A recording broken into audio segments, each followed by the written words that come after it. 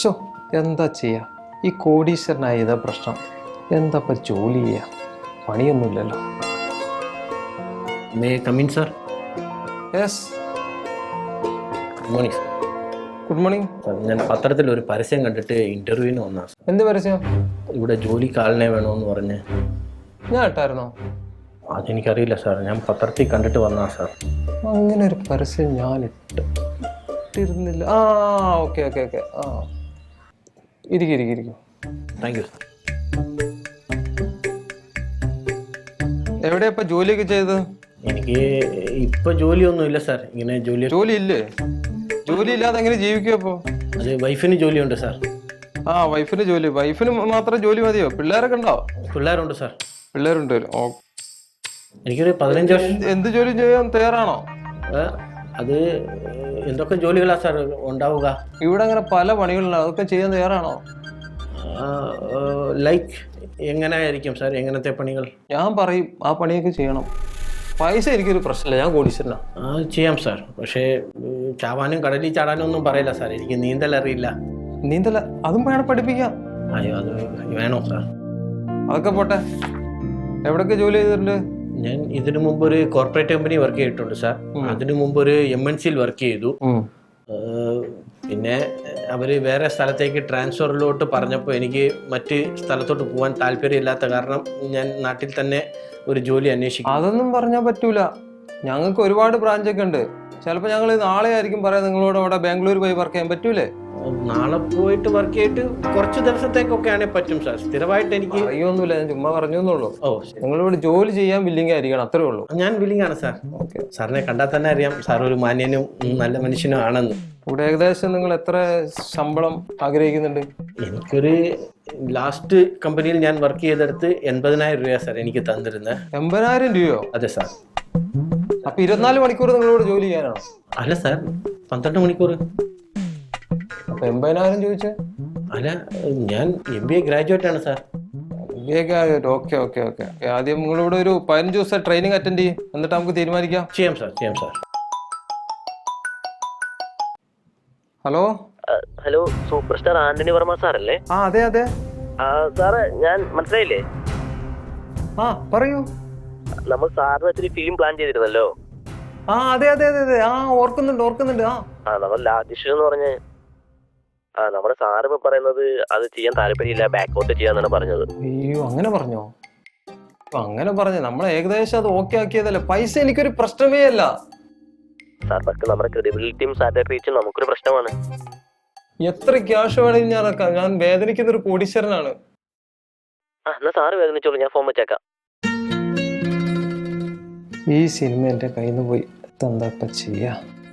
Sir എന്ത് പറ്റി sir? ഒന്നും പറയണ്ട. എന്താ പറഞ്ഞത്? എന്ത് പറ്റി സാർ? സാറിന് കോൾ വന്നപ്പോൾ സാറിൻ്റെ മൂടങ്ങ് മാറി, എന്തോ സിനിമ എന്നൊക്കെ പറയുന്നത് കേട്ടു. ഞാൻ ഒരു സിനിമയ്ക്ക് വേണ്ടി പ്രൊഡ്യൂസ് ചെയ്യാന്ന് പറഞ്ഞായിരുന്നു. പക്ഷെ അവരിപ്പോ ഈ സമയത്ത് എന്നോട് പറയുക ആ സിനിമ ചെയ്യാൻ പറ്റില്ല എന്ന്. അയ്യോ, ഞാൻ നന്നായിട്ട് അഭിനയിക്കും. ആണോ? പിന്നെ ക്യാഷ് എനിക്കൊരു പ്രശ്നമേ അല്ല. ക്യാഷ് എത്ര വേണമെങ്കിൽ മുടക്കാന്ന് അവരോട് ഞാൻ പറഞ്ഞ, പക്ഷെ അവർ സമ്മതിക്കുന്നില്ല. സാറിന് എന്താണ് സിനിമയിൽ അഭിനയിക്കണോ? അത് എന്നോട് പറഞ്ഞാൽ പോരെ സാർ, നമ്മുടെ കയ്യിൽ ആൾക്കാരുണ്ട്. ഉണ്ടോ? ഓ, നമ്മുടെ ഈ സ്വന്തം സ്ക്രിപ്റ്റ് റൈറ്റേഴ്സും ഡയറക്ടറും ഒക്കെ ഉണ്ട്. ഞങ്ങൾക്കില്ലാത്ത പ്രൊഡ്യൂസറാണ്. ആണോ? Appointed. Thank you sir. Sir ആ ശമ്പളം 1 ലക്ഷമായിട്ടൊന്ന്. ശമ്പളം എനിക്കൊരു പ്രശ്നമേ അല്ല. ഞാൻ പറഞ്ഞില്ലേ, ക്യാഷ് എനിക്കൊരു പ്രശ്നമല്ല. സിനിമ ആളെ കിട്ടുമോ? നമുക്ക് ആളെ കിട്ടുമോ? പിന്നെ ഇപ്പൊ വരും, നമ്മുടെ സ്വന്തം ആൾക്കാരാ. വിളിക്ക് ഇപ്പൊ തന്നെ വിളിക്ക്. അപ്പൊ ഒരു ജോലിക്കാരനെ സെറ്റായിട്ടുണ്ട്.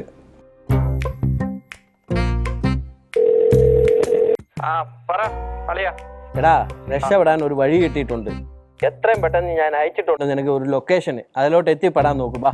എടാ, ശോഭനെ കളഞ്ഞ ഇപ്പൊ ഏത് രാജ്യത്തോടാന്നാലും വരെ ഒക്കത്തില്ല എനിക്ക്. നിനക്ക് വേറെ പെണ്ണ് കെട്ടാനൊന്നുമല്ല, ജീവിതത്തിൽ രക്ഷപ്പെടാനാ. വേണേ വാ. എപ്പോ വരണം? ഇപ്പോഴോ? ഇപ്പൊ വാ. നിനക്ക് പടം ചെയ്യണ്ടേ? പടം ചെയ്യണം. പെട്ടെന്ന് വാ. ഒരാളെ റെഡി ആക്കിയിട്ടുണ്ട് ഞാൻ. വാ. ഓക്കെ. പിന്നെ ഹലോ, എനിക്ക് കമ്മീഷൻ തരണം. വെറുതെ ഈ പണി ചെയ്യാൻ പറ്റത്തില്ല, മനസ്സിലായാ? എന്നാ വരാം. വാ.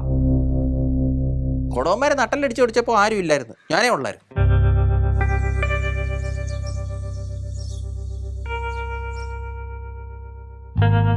എടാ, ഞാനേ രാവിലെ വന്ന് ഒരു ഇന്റർവ്യൂക്ക് വന്ന സ്ഥലമായി. നീ എവിടെ ഇന്റർവ്യൂവിന് വന്നെന്ന്? നീ 8ാം ക്ലാസ് തോറ്റ നിനക്കാര് ജോലി തരാന്? നീ ആ കൈലിയൊക്കെ കൊടുത്തോണ്ട് നടക്കണ്ടല്ലേ? നീ എന്ത് ഈ പാൻറ്റും ഇതൊക്കെ ഇട്ട് എന്ത് വൃത്തികേടാന്നറിയോ? ആ കൈലി കൊടുത്ത് ആ ഇതും തേച്ച് അതിലാ നിന്നെ കാണാൻ രസം. എനിക്ക് ജീവിക്കാനുള്ള മാർഗം എന്താ? ആ വീട്ടിൽ നിന്ന് കിട്ടുന്ന വാടകയാണ്. ആണേ, നീ ഒരു മാസം എങ്കിലും എനിക്ക് വാടക തരുന്നുണ്ടോ സ്ഥിരമായിട്ട്? എനിക്ക് ജീവിക്കണ്ടേ? വേണ്ടേ? എൻ്റെ പെണ്ണുമ്പിള്ളയുടെ സ്വഭാവം നിനക്കറിയാമല്ലോ. തുറന്നോ ചല ചല ചല ചലാന്നുള്ള അവിടെ സംസാരവും. എനിക്ക് ആ വീട്ടിൽ ഇരുന്നിട്ട് മടുത്ത്. ഞാൻ നിന്റെ അടുത്ത് അവളെ പെണ്ണ് കാണാൻ പോയപ്പോഴേ ഞാൻ നിന്റെ അടുത്ത് പറഞ്ഞു, ആ കഴുത്തിന് ചുറ്റും നാക്കുള്ള പെണ്ണുമ്പിള്ളെ കെട്ടണ്ട. നീ കേട്ടായിരുന്നോ? കെട്ടിപ്പോയില്ലേ? പോട്ടെ, അതല്ല ഇവിടുത്തെ വിഷയം. ഞാൻ ഇൻ്റർവ്യൂവിന് വന്നപ്പോഴാണ് എനിക്ക് കാര്യം മനസ്സിലായത്. ഇവന് കാശുണ്ട്, പൂത്ത കാശുണ്ട്. അവനാണ് അഭിനയപ്രാന്തവും ഉണ്ട്. അപ്പോൾ നമുക്ക് അവനെ കുപ്പിയിലാക്കുവാണെങ്കിൽ അത്യാവശ്യം ജീവിച്ചു പോകാനുള്ള കാശുണ്ടാക്കുകയും ചെയ്യാം. അവൻ്റെ ആ ഇത് നമുക്ക് മാറ്റി കൊടുക്കാം. നീ സത്യമാണ് നീ പറയുന്നേ? എടാ സത്യം. പിന്നെ വെറുതെ ഞാൻ നിന്നെ ഇത്രയും ദൂരം വിളിച്ചു വരുത്തുവോ? കണ്ടോ ഐശ്വര്യലക്ഷ്മി പോലെ വരുന്ന കണ്ടോ? അത് ബാക്കിയുള്ളവൻ ഇറങ്ങി തിരിച്ചുകൊണ്ട്. നീ മുത്ത് അല്ലടാ, മുത്താണ് മുത്ത്. എൻ്റെ എങ്ങനെയും നമുക്ക് കുപ്പിയിലാക്കണം. അവൻ എന്ത് പറഞ്ഞാലും അങ്ങോട്ട് കയറി സമ്മതിച്ചേക്കണം. അവൻ ചിലപ്പോൾ എനിക്ക് അങ്ങനെ വേണം ഇങ്ങനെ വേണം ഞാൻ തന്നെ പക്ഷേ എനിക്ക് ഇങ്ങനെ കണ്ടിട്ട് അഭിനയിക്കുമെന്ന് തോന്നുന്നില്ല. അവനൊരു ഒരു ഒരു മണവണാഞ്ഞ ലുക്കാ. അവനെ നമ്മൾ എങ്ങനെ അഭിനയിപ്പിച്ചെടുക്കും? അഭിനയിപ്പിക്കുന്നു എന്ന് നമ്മളെങ്ങനെ അഭിനയിക്കും? പിന്നെ ഈ പരിപാടിയൊക്കെ പിടിച്ചു തന്നതിന് എനിക്ക് കമ്മീഷൻ തരണം. നീ വാടകയോ തരുന്നില്ല, എനിക്ക് കമ്മീഷൻ കിട്ടിയേ പറ്റത്തുള്ളൂ. അയ്യോ, ഞാൻ കമ്മീഷൻ തരും എൻ്റെ പൊന്നിന്. പ്രധാനമായിട്ട് എനിക്കും പറയാനുള്ളത്, ഞാൻ ത്രൂ ആയിരിക്കണം ഈ കളികൾ മൊത്തം കളിക്കുന്നത്, അല്ലാതെ നീ ഇടയിൽ കയറി കളിക്കില്ല. ഇല്ല. ഉറപ്പാണേ? ഇത് ആരും അറിയരുത്. ഇല്ല. എന്നാ നീ ഒരു കാര്യം ചെയ്യും, ആ പെണ്ണുമ്പിള്ള എങ്ങനെയും ഫോൺ വിളിച്ചേച്ച് വീട്ടിൽ പറഞ്ഞു വിട് ഒരു 2 മാസത്തേക്ക്. അവളെയൊക്കെ വിടാം, അല്ലെങ്കിൽ എനിക്ക് അവളെ മടുത്ത്. നീ ഒരു കാര്യം ചെയ്യും, ഞാനിപ്പോൾ അവനെ ഇൻട്രൊഡ്യൂസ് ചെയ്ത് വെക്കാം. കാര്യത്തിന് കട്ടയ്ക്ക് കൂടുതൽ നിന്നു. നീ വാ, ഞാൻ ഡീസൻ്റ് ആവും.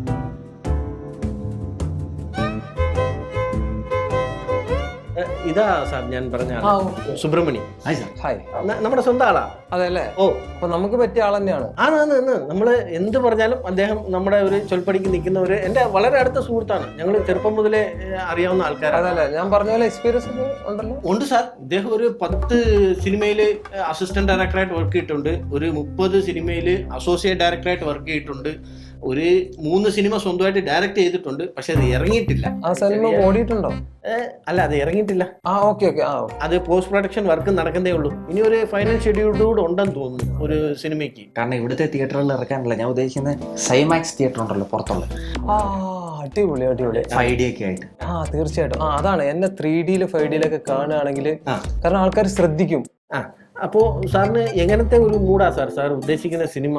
അതായത് ക്യാഷ് എനിക്കൊരു പ്രശ്നമല്ല, പക്ഷെ ഫസ്റ്റ് സ്റ്റാർട്ടിങ് ഒരു ഷോട്ട് തുടങ്ങി കഴിഞ്ഞാൽ അവസാനം വരെ എന്നെ കാണിക്കണം സാർ. അതൊക്കെ നമുക്ക് ചെയ്യാം സാർ. പിന്നെ നമുക്ക് സ്വന്തമായിട്ട് അങ്ങനെ തീരുമാനം എടുക്കാൻ പറ്റത്തില്ല സാർ. നമ്മുടെ കൂടെ വേറൊരു ആളോട് ഉണ്ട്.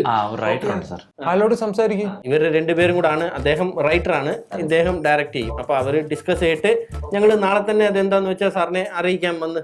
നമുക്കിത് എത്രയും പെട്ടെന്ന് ചെയ്യണം. അപ്പോൾ കുറച്ച് അഡ്വാൻസ് കിട്ടിയിരുന്നെങ്കിൽ ഞങ്ങൾക്കൊന്ന് പ്ലാൻ ചെയ്യാനായിരുന്നു. ഏകദേശം എത്ര വേണ്ടി വരും?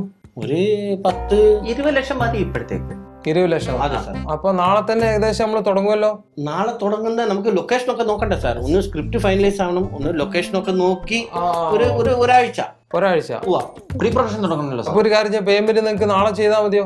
അയ്യോ, അത് പറ്റത്തില്ല സാർ. ഇന്ന് കിട്ടിയാലേ നമുക്ക് സ്ഥലത്തൊക്കെ വിളിച്ച് വണ്ടിയൊക്കെ ബുക്ക് ചെയ്യണ്ടേ, നമുക്ക് ലൊക്കേഷൻ കാണാൻ പോകാൻ വേണ്ടിട്ട്. ഓക്കെ. അപ്പൊ ഇന്ന് തന്നെ പേയ്മെന്റ് ചെയ്തേക്കാം. ആയിക്കോട്ടെ. നിങ്ങൾ നമ്പർ അവിടെ ഓഫീസിൽ കൊടുത്തു?